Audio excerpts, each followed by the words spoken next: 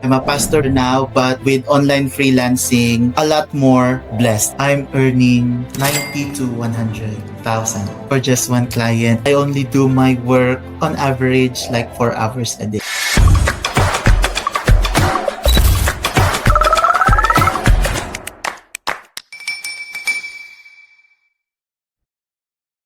Hi Daniel, good afternoon. Hello, Coach. Good afternoon. Bago ka maging media buyer, ano yung life mo? This is very unusual kasi I've watched so many interviews like completely transformation talaga. But for me, my life before and life now, it's still the same. Living and working the call of God as a pastor. So I'm a pastor before, I'm still a pastor now, but with online freelancing, a lot more blessed. Curious kami syempre, bakit ang isang pastor ay mag-aaral ng Facebook ads? One of my motivation actually is to really help in the ministry. Dito sa Baguio, dito sa church, we have the biggest youth ministry. But the biggest hindrance, and truth be told talaga, is the resource, the money. Kailangan mo talaga yun eh. Magpapakain ka ng mga young people. You will meet somebody in counseling and papamiting ka ng mga leaders mo. Yung local church, they support. But as a youth pastor, we want to do more. I think that's the number one why kung bakit ako nag-online freelancing. It just happened that I saw the opportunity in Meta Ads. I could be anywhere else in freelancing, but I saw this Meta Ads that, oh, ang ganda kasi it's freelance. It's skill-based. It doesn't take a lot of time. I've seen the course. You can finish it in 60 days, but I think I finished it only in 2 weeks. I'm also planning na to get married. Hindi talaga ako nakakaipon. That's my deepest why. It just so happened that I wanted to earn more, and then nakita ko itong course na to. From there, it started and now I'm here. Naalala ko, if you're familiar with Brother Bo Sanchez, na-relate ko lang talaga kasi yung tithes, may naniniwala sa 10%, yung iba naman is kung ano yung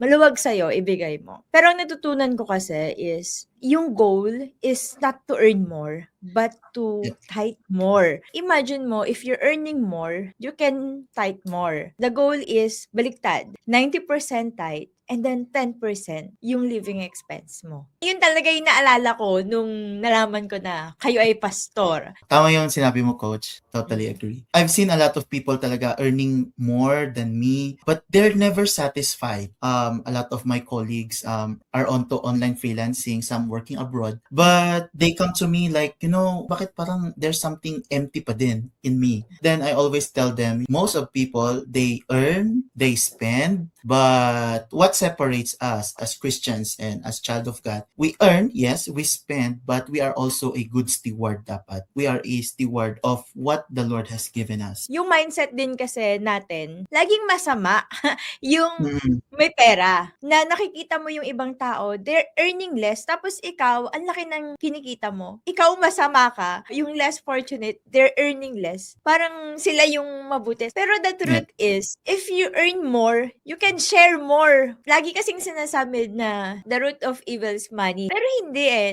The love of money siguro. Yung parang Yes. you're earning 100,000 and hindi ka nagsishare sa iba. Tayo, binigyan tayo ng resources ni Lord para gamitin natin sa tama. And pinagkatiwala lang sa atin yung pera na yun. Pero, kailangan natin siyang i-share sa iba para Yes. mas dumami pa siya. Kasi the more na nagkakaroon tayo at sinishare natin sa iba, the more na pinagkakatiwalaan tayo ni Lord. Di ba? Ganun yun. Yes. So, moving forward sa topic natin. So, meron ka bang idea before ka mag-enroll dito sa course? I'm very much exposed to online freelancing. I also know some of my friends that are colleague pastors na doing freelancing. I have an idea but not with Facebook ads before. Totally, I don't really know. Ang alam ko lang nun, boost post. Akala ko yun lang yun. But meron pa pala, and it has opened a lot of things also in me. Pero bakit Meta Ads yung pinili mo na aralin? Yung iba, EA. Pero hawak ka sa oras kasi may time tracker talaga. Nag-try ako ng graphics. yung mga Canva lang. Very demanding ang mga clients. And then, sabi ko, itry ko kaya mag-cold caller. Pero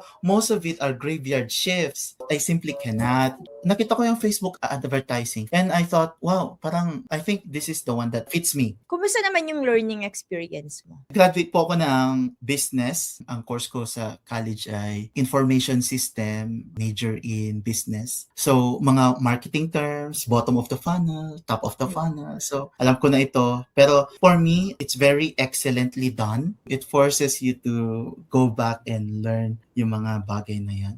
So, learning experience, I think it was very good talaga. And I'm actually recommending it to other people. They know that I'm Facebook as, turuan mo ko. No, I cannot do it. Not like Coach Dearly. So, I'm pointing them to the website where I get the course. So, hopefully they buy someday. Yes. Less than 2 weeks, natapos mo na yung course. Yes, Coach. Bakit ganun kabilis? I just moved house. Kakalipat lang namin ng bahay into a much better place, quieter place. Wala akong magawa, Coach. I'm still doing what I'm doing in the ministry. Pero on my free time, I'm just fast-tracking everything. Ang bilis. Okay. Alam ko na yun, pero tatapusin ko. Nung nag-start ako sa taas, in-scroll ko pababa. Tapos sabi ko, ang kailangan ko dito, yung tips kung paano makakuha ng client. Ang nood ko, Coach, pa ganun. So habang nag-aaral ako ng meta ads, nanonood na ako ng mga interview, nanonood na ako ng mga success stories, nanonood na ako ng client acquisition. Ganun po talaga kabilis. How about yun sa support group natin? Nakakapag-post ka ba doon? Titingin ka ng mga questions or topics? Yes, Coach. The exclusivity of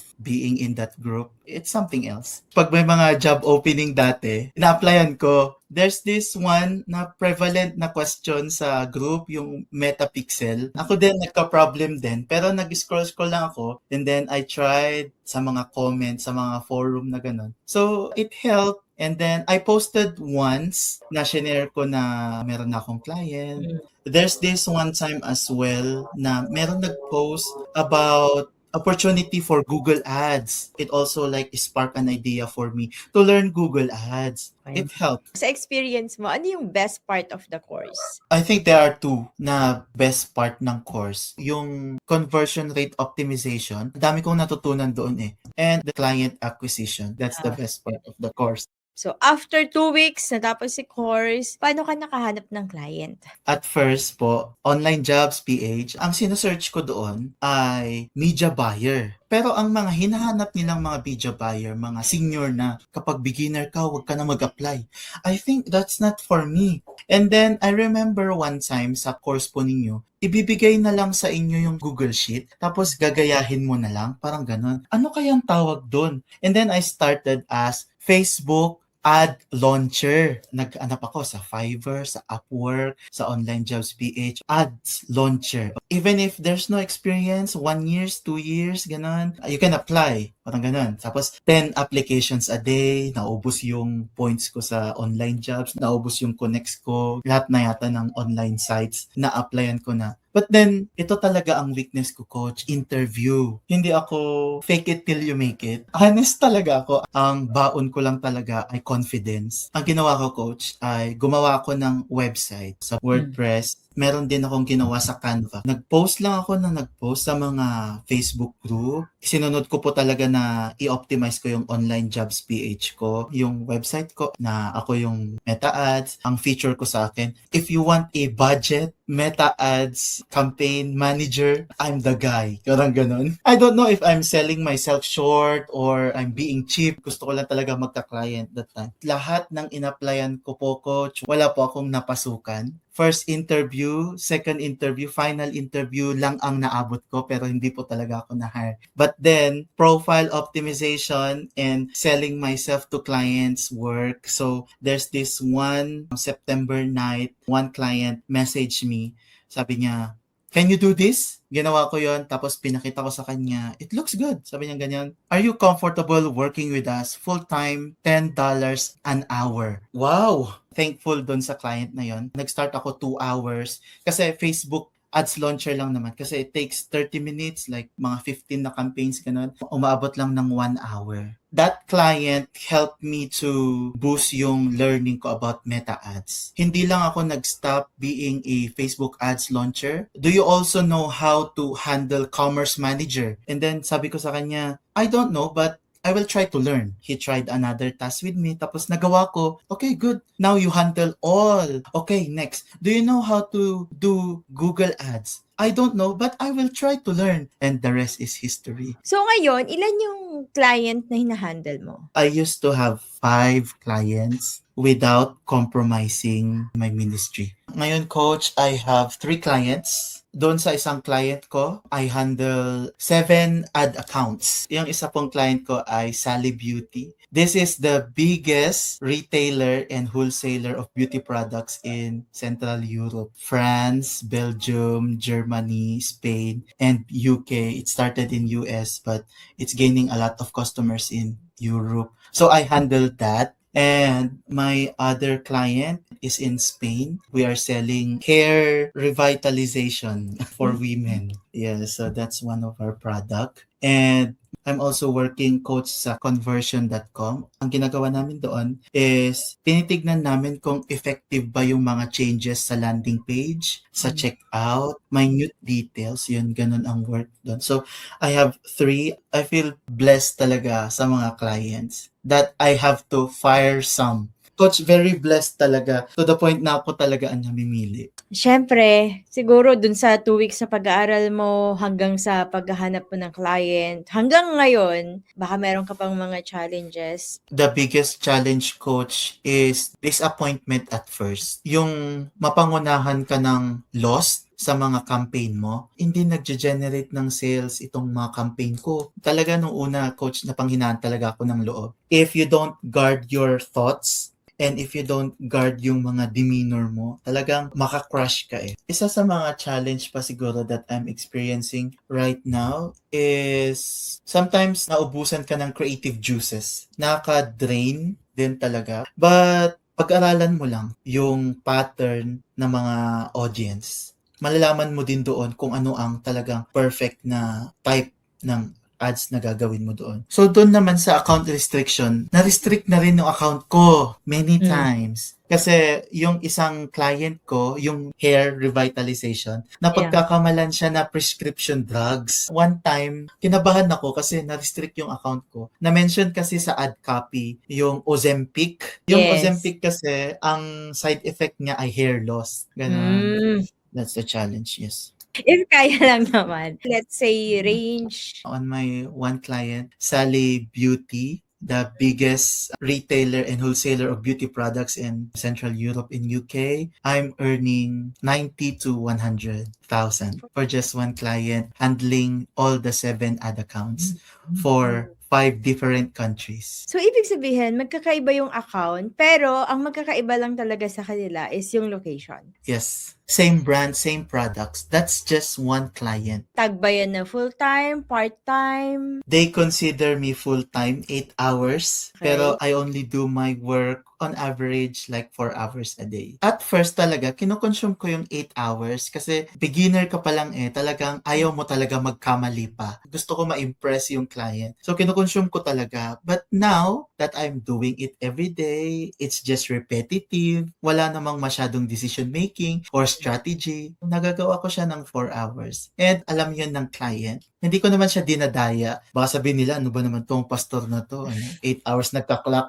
Pero 4 hours lang niya ginagawa. The client knows. Sabi niya, as long as you meet the deadlines and you make no mistakes, that's okay for me. Wow, okay. And how about dun sa iba mo namang clients? Freelance lang yon. Yung isang client, 3 campaigns a week. Ang ina-ask ko kasi na rate ay $10 per hour. I think for some, it's low. Kasi may mga kilala ko, mga senior media buyer, naka 15 or 25 per hour. Okay. And then the other one is on-call lang din, coach. Diba, nag-join ako ng course August, naka-client ako ng September. So, nag-start po talaga ako maka 6 digit. And then October. So, ito po yung October ko. Nasa Yes, 24,000. Tapos nung tapos? take off na yung client ko, ito na ang aking Oh, 80,000. Yes, that's ang just bilis one client, nun. coach. So, grabe, Mm. congrats sa earnings kasi ang bilis eh, 'di ba? So, Mm. kumusta? Nag-aral ka ng Facebook Ads, pastor ka, pero ano yung difference niya? Nakakapag-contribute na ako more on the ministry that I have. Sa buhay ko din, mas nakaluwag na. And yun nga, gaya ng sinabi ko kanina, coach, is meron namang naiipon pa konti-konti. Yung mga parents ko ay nasa retiring age na. Mga farmers lang sila. They don't have to worry about anything anymore. Yan talaga ang binabantayan ko. For the love of money is the root of all evil talaga. If money came to me talaga, dinidispense ko na agad. Might as well give it to a good cause or help someone, give it to the ministry. Kasi one of the ministry also that I support, it's called the Compassion Company. It's just one of the few talaga na mercy ministry dito sa Baguio. Pupunta sa mga outskirts, going to the poor, and I'm able to contribute to that as well. That's really my heart. And that's the reason really why I joined this talaga.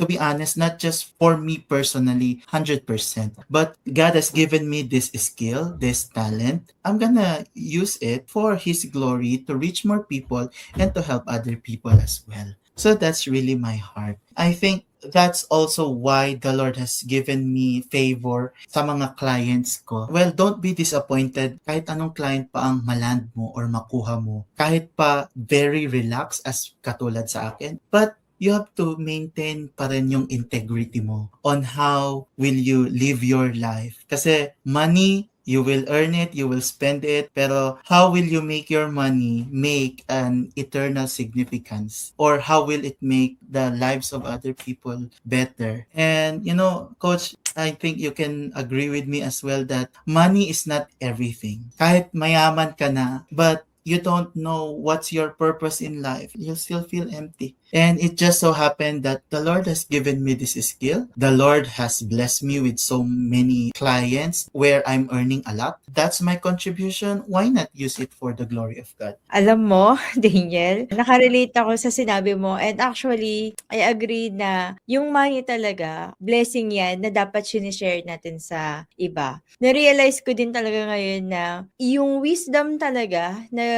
binibigay sa'yo, it's a blessing eh. Kasi hamakin Mm-mm. mo, sa dami ng tao sa mundo, binigyan ka ni Lord ng ganyang klase ng wisdom, ng ganyang klaseng opportunity para makareceive pa ng mas maraming blessing. Mm-mm. Anyway, lagi ko 'tong pinagpapasalamat na sa Mm-mm. generation natin, ito pa yung generation na nagkaroon ng internet, nagkaroon ng Mm-mm.